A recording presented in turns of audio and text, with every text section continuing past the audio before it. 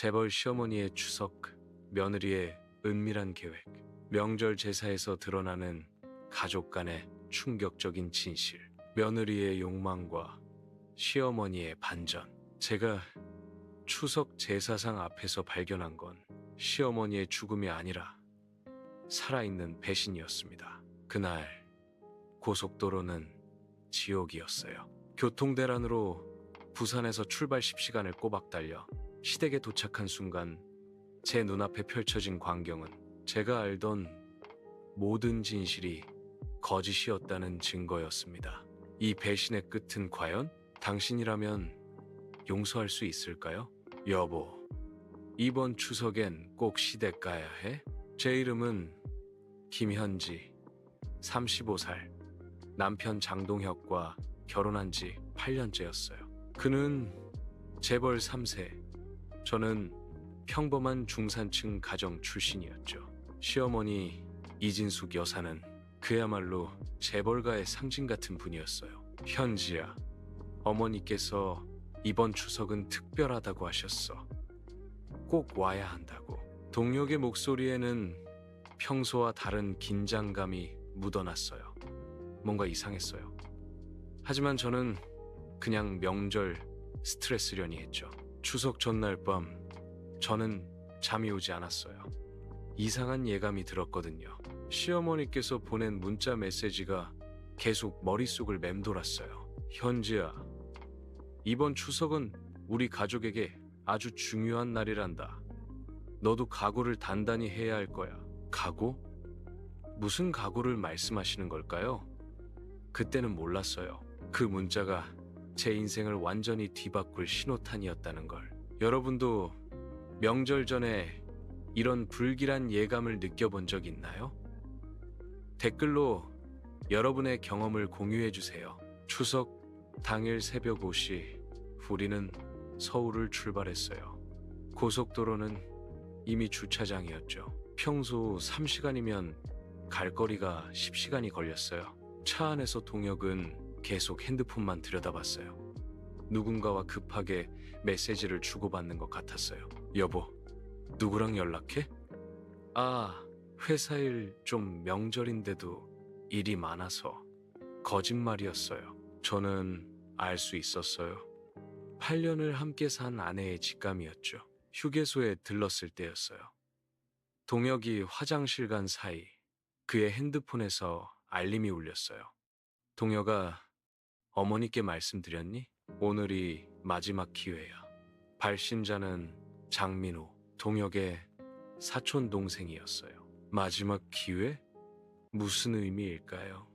심장이 두근거렸어요. 뭔가 큰일이 벌어지고 있다는 걸 직감했죠. 하지만 저는 아무것도 모른 척했어요. 아직은 진실을 마주할 준비가 되지 않았으니까요. 오후 3시, 드디어 시댁에 도착했어요. 대구 외곽의 거대한 저택 대문을 들어서는 순간 이상한 분위기가 느껴졌어요. 평소 같으면 시어머니께서 대문 앞까지 나오셨을 텐데 그날은 집안이 조용했어요. 어머니, 왔습니다. 조용했어요. 현관문을 열고 들어서는 순간 거실에 모여있던 사람들의 시선이 일제히 저에게 쏠렸어요. 시어머니 이진숙 여사, 시아버지 신우이, 그리고 장민호. 그들의 표정에는 묘한 긴장감이 서려 있었어요. 마치 제가 오기를 기다렸다는 듯이. 현지야, 왔구나. 잘 왔어. 시어머니의 목소리는 평소보다 차가웠어요. 그 순간 저는 알았어요. 오늘 뭔가 엄청난 일이 벌어질 거라는 걸. 시어머니가 천천히 일어서며 말씀하셨어요. 현지야, 제사 준비 전에 너와 할 이야기가 있단다. 서재로 올라오렴. 서재로 올라가는 계단이 마치 단두대로 가는 길처럼 느껴졌어요. 손이 떨렸어요. 심장이 터질 것 같았어요. 서재 문을 열자 시어머니는 창가에 서서 밖을 바라보고 계셨어요. 등 뒤로 석양빛이 비쳐 그림자가 길게 늘어져 있었어요. 앉아라, 현지야. 저는 소파에 앉았어요. 시어머니는 천천히 돌아서며 제 눈을 똑바로 쳐다보셨어요. 8년이 지났구나. 네가 우리 집에 들어온 지. 네, 어머니. 솔직히 말하마, 나는 처음부터 너를 반대했어. 평범한 집안 출신에 학벌도 그저 그렇고, 무엇보다 너는 우리 가문의 며느리가 될 그릇이 아니라고 생각했지. 가슴이 철렁 내려앉았어요. 8년 동안 느껴왔던 미묘한 거리감의 정체가 드러나는 순간이었죠. 하지만 동혁이가 너를 원했고 나는 아들의 행복을 위해 참았어. 8년 동안 말이야. 시어머니는 책상 서랍에서 서류 뭉치를 꺼내셨어요. 이게 뭔지 아니? 그건 이혼 합의서였어요. 어머니, 이게 무슨... 동혁이는 이미 서명했어. 이제 네 차례야. 세상이 무너지는 소리가 들렸어요. 아니, 실제로 제 세상이 무너지고 있었어요. 동혁이가 서명을 했다고요? 그래, 3개월 전에 말이야. 3개월 전? 그동안 남편은 아무렇지 않은 척 제 옆에서 잠들었다는 말인가요? 왜죠? 제가 뭘 잘못했나요? 시어머니의 입에서 나온 말은 더욱 충격적이었어요. 넌 아이를 낳지 못했어. 8년 동안 한 명도 우리 가문에는 후계자가 필요해. 그리고 그녀는 잠시 말을 멈췄어요. 마치 더 큰 폭탄을 터뜨리기 위한 준비 같았죠. 동혁이에게는 이미 아이가 있어. 5살 된 아들이지. 뭐라고요? 3년 전부터 다른 여자와 관계를 맺어왔어. 그 여자는 이미 아들을 낳았고 우리는 그 아이의 DNA 검사까지 마쳤지. 확실한 우리 핏줄이야. 숨을 쉴 수가 없었어요. 가슴이 답답했어요.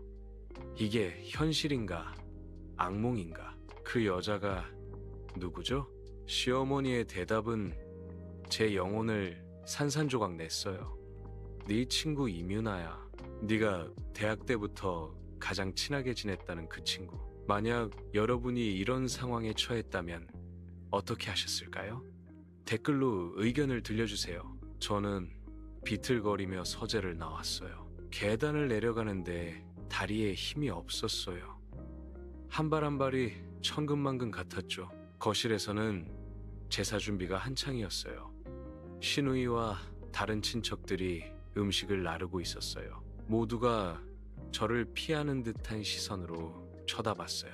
그들은 이미 알고 있었던 거예요. 저만 몰랐던 거죠. 현지야, 괜찮아? 동혁이 다가왔어요. 제 남편, 아니, 이제는 남편이라고 부를 수 있을까요? 괜찮냐고? 괜찮을 리가 있어? 제 목소리는 떨리고 있었어요. 분노와 슬픔과 배신감이 뒤섞인 목소리였죠. 현지야, 미안해. 하지만 이게 최선이야. 우리 최선? 3년 동안 나를 속이고 내 친구와 바람을 피우고 아이까지 낳은 게 최선이라고? 거실이 조용해졌어요. 모두의 시선이 우리에게 쏠렸죠. 현지야, 여기서 이러지 말고. 여기서 이러지 말라고? 그럼 어디서 이래야 해? 당신들은 3개월 전부터 계획했잖아. 오늘 추석에 나를 불러서 이혼 통보하기로. 그때 현관문이 열렸어요. 들어온 사람은 임윤아였어요. 제 대학 동기, 제 유일한 친구였던 그녀. 그녀의 손을 잡고 있는 작은 아이, 5살쯤 되어 보이는 남자아이였어요. 현지야, 미안해. 부자의 목소리는 떨리고 있었어요. 하지만 그녀의 눈빛에는 묘한 승리감 같은 게 서려 있었어요. 미안하다고? 너는 내 친구였잖아. 내가 너를 얼마나 믿었는데. 나도 어쩔 수 없었어. 동혁이를 사랑했거든. 사랑? 친구의 남편을 가로채는 게 사랑이야. 아이가 울기 시작했어요. 낯선 분위기에 놀란 것 같았죠. 시어머니가 아이에게 다가가 안아 올렸어요. 우리 손자 무서웠구나. 할머니가 있으니까 괜찮아. 그 장면을 보는 순간 저는 완전히 무너졌어요. 제가 8년 동안 원했던 것, 시어머니의 따뜻한 미소와 사랑, 그게 지금 다른 여자의 아이에게 향하고 있었어요. 제선은 지내야 하지 않나요? 제 목소리는 겨우 나왔어요. 시아버지가 입을 열었어요. 현지야, 오늘 제사는 특별해. 우리 가문의 새로운 시작을 알리는 제사지. 네가 여기 있는 건 마지막 예의야. 마지막 예의.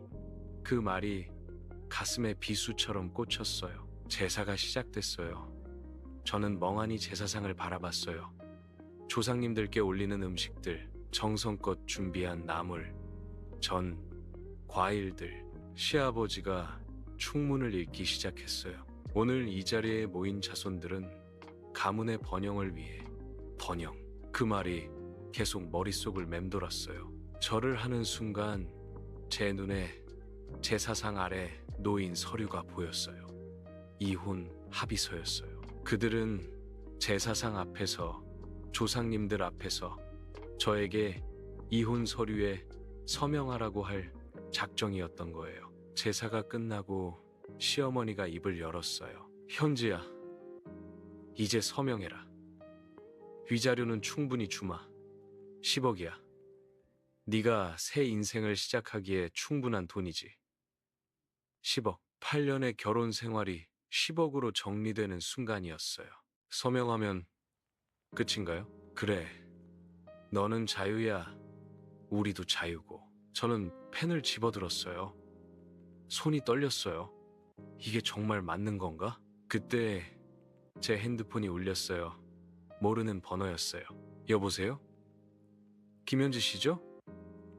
저는 장민호의 비서입니다. 급히 전해드릴 말씀이 있어서요. 네? 장민호 이사님께서 이진숙 회장님에 대한 중요한 정보를 전해달라고 하셨습니다. 이진숙 회장님은 전화기에서 흘러나온 말은 모든 것을 뒤집었어요. 이진숙 회장님은 실제로는 장동혁 씨의 친어머니가 아닙니다. 30년 전 선대 회장님의 정부였고 진짜 부인과 아들을 내쫓고 그 자리를 차지한 분입니다. 뭐라고요? 거실이 다시 조용해졌어요. 제 목소리가 너무 컸던 거죠. 그리고 장동혁 씨의 진짜 어머니는 임유나 씨의 어머니입니다. 즉, 임유나 씨는 장동혁 씨의 이복 여동생이에요. 세상이 멈췄어요. 동혁과 부자가 남매? 거짓말. 이게 무슨. 시어머니의 얼굴이 하얗게 질렸어요. 동혁은 멍하니 부자를 쳐다봤어요. 부자는 비명을 질렀어요. 아니야, 아니라고. 이 충격적인 반전. 여러분은 예상하셨나요? 댓글로 생각을 나눠주세요. 장민호가 거실로 들어왔어요.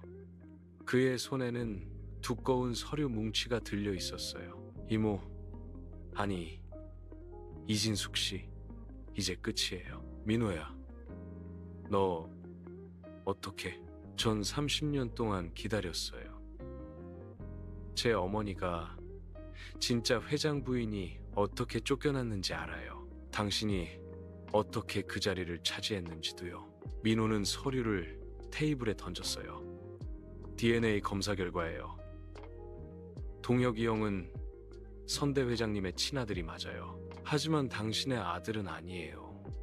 당신은 그냥 아버지의 정부였을 뿐이죠. 이진숙의 얼굴에서 모든 권위가 사라졌어요. 그녀는 그저 나이든 여자일 뿐이었어요. 그리고 이민아 씨, 당신 어머니가 누군지 아세요? 부자는 고개를 저었어요. 당신 어머니는 선대 회장님의 진짜 부인이에요. 30년 전 쫓겨난 그분. 그러니까 당신과 동혁이, 형은 남매예요. 부자가 쓰러졌어요. 동혁이 그녀를 부축했지만 그의 손도 떨리고 있었어요. 그럼 우리 아이는? 민호가 고개를 끄덕였어요.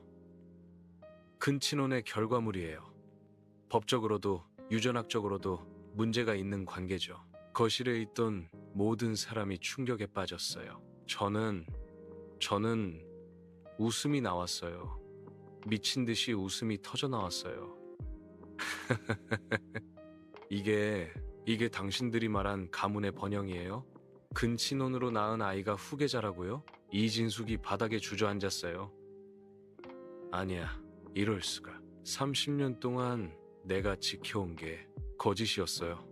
전부 거짓이었죠. 민호가 저에게 다가왔어요. 현지 씨, 미안해요. 당신을 이용했어요. 오늘 이 자리에 당신이 있어야 모든 게 무너질 거라고 생각했거든요. 저를 이용했다고요? 네. 하지만 이제 진실이 밝혀졌으니 당신은 자유예요. 진짜 자유. 저는 이혼 합의서를 찢어버렸어요. 저는 서명 안 해요. 이 결혼은 제가 끝내는 거예요. 제 방식대로. 3개월이 지났어요. 저는 이혼 소송을 냈어요. 동혁의 불륜, 근친혼, 그리고 이진숙의 사기 행각까지 모두 폭로했죠. 언론은 난리가 났어요. 재벌가의 추악한 민낯이 드러난 거니까요. 법원은 제 손을 들어줬어요. 위자료 50억, 그리고 재산 분할 100억. 이진숙은 사기죄로 기소됐어요. 동혁과 부자는 그들의 아이를 데리고 해외로 떠났다고 들었어요. 장민호는 정식으로 회사의 후계자가 됐어요. 그는 저에게 고마워했어요. 현지 씨 덕분에 진실을 밝힐 수 있었어요. 정말 감사해요. 저도 감사해요. 민호 씨 덕분에 자유로워졌으니까요. 오늘 저는 새 아파트로 이사했어요. 한강이 보이는 작은 아파트예요. 짐을 정리하다가 옛날 사진첩을 발견했어요. 동혁과 제가 웃고 있는 사진. 한때는 진심이었을 그 미소들. 저는 그 사진을 찢지 않았어요. 대신 서랍 깊숙이 넣어뒀죠. 잘 가. 과거의 나. 창밖으로 석양이 지고 있었어요. 아름다운 노을이었어요. 핸드폰이 울렸어요. 민호였어요. 현지 씨, 저녁 같이 할래요? 제가 맛있는 거 사드릴게요. 좋아요. 새로운 시작. 아직은 조심스럽지만 희망이 보였어요. 제 인생의 새로운 챕터가 시작되는 순간이었어요.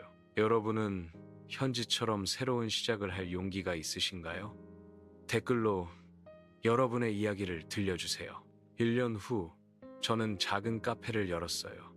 새로운 시작이라는 이름의 카페였죠. 그곳에서 저는 비슷한 상처를 가진 사람들을 만났어요. 이혼을 겪은 사람들, 배신당한 사람들, 새 출발을 꿈꾸는 사람들. 우리는 서로의 이야기를 나누고 위로하고 함께 웃었어요. 민호는 가끔 들러서 커피를 마셨어요. 우리는 좋은 친구가 됐죠. 현지 씨, 후회 안 해요. 뭐요? 그때 서명했으면 10억 받고 조용히 끝낼 수 있었잖아요. 저는 웃었어요. 아니요. 전혀 후회 안 해요. 제가 선택한 길이니까요. 그리고 저는 카페 안을 둘러봤어요.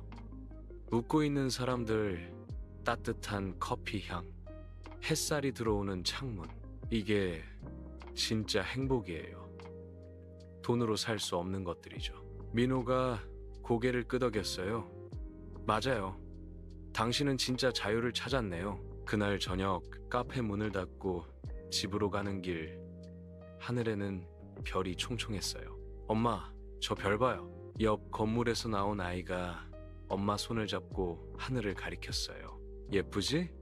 저 별들처럼 우리도 반짝반짝 빛날 거야. 저도 하늘을 올려다봤어요. 그리고 생각했어요. 나도 이제 빛나고 있구나. 이 이야기가 여러분의 마음에 닿았다면 좋아요와 댓글로 감상을 들려주세요. 구독하시면 더 많은 감동적인 이야기를 만나보실 수 있어요.